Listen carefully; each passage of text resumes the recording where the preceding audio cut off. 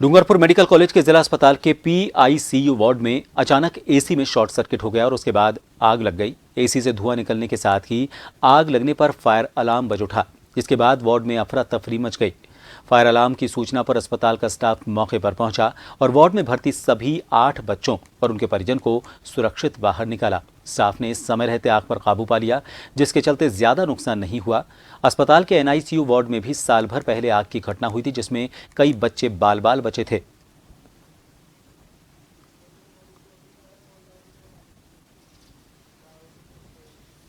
और इस खबर को लेकर अपडेट लेंगे। डूंगरपुर से हमारे संवाददाता चंद्रमौली चौबीसा इस वक्त ऑनलाइन पर बने हुए हैं। चंद्रमौली, अभी तक जो जानकारी आ रही है शॉर्ट सर्किट से आग की वजह बताई जा रही है, लेकिन इससे पहले भी जब इस तरह की घटनाएं हो चुकी हैं तो क्या वजह है कि शॉर्ट सर्किट से एक बार फिर इस तरह का यह हादसा हुआ है? हालांकि समय रहते आग पर काबू तो पा लिया गया, लेकिन घटनाओं की बार बार इस तरह से पुनरावृत्ति होना कहीं ना कहीं मैनेजमेंट पर भी सवाल खड़े करता है।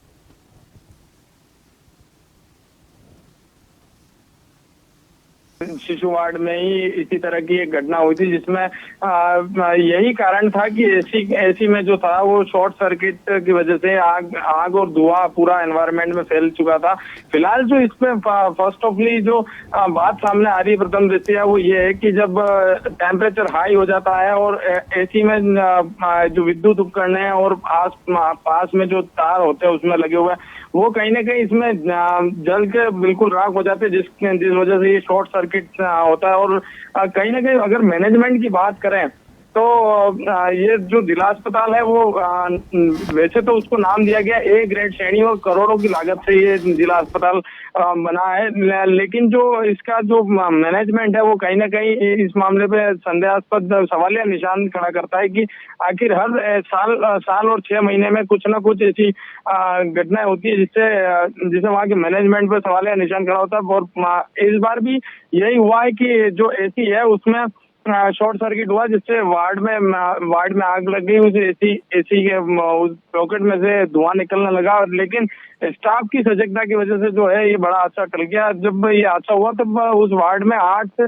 10 जो मरीज थे, बच्चे थे, वो वहाँ पे भर्ती थे और उनका इलाज चल रहा था। प्रभात चंद्रमौली, देखिए, बड़े जो लोग होते हैं उनको अगर किस तरह का अंदेशा होता है तो वो अपने आप को बचाने में सक्षम होते हैं, लेकिन छोटे बच्चे जिनको पता नहीं होता, दूसरों पर आश्रित होते हैं, उनके लिए उनके वार्ड में इस तरह की घटना होना एक तरह से 2 तरह की लापरवाहियां सामने आती है। या तो जो निर्माण सामग्री उसमें इस्तेमाल की गई है, चाहे हम वायर की बात करें या फिर एसी की बात करें, अगर वो सही है तो फिर मेंटेनेंस सही तरीके से समय पर नहीं हो पा रही है। इन दोनों में से कोई एक बड़ा कारण है जिसकी वजह से बच्चे जो खुद अपने आप को सुरक्षित नहीं रख सकते, ऐसी घटनाओं में उनकी जान खतरे में डाली गई। जी बिल्कुल प्रभात, इस पूरे विषय पे जो है वो जिला प्रशासन और जिला चिकित्सा का जो प्रशासन है वो अब कुछ न कुछ नए परिवर्तन अपने स्तर पे करने की कोशिश कर रहा है। और जो आज का ये जो पूरा घटनाक्रम हुआ उसमें जो परिजन थे वो उन बच्चों के साथ में ही वहाँ पे वार्ड में मौजूद थे, जिनकी वजह से उन बच्चों को उन परिजनों ने तुरंत लेकर और स्टाफ और उन्होंने उनको वहाँ से उस वार्ड से बाहर निकाला।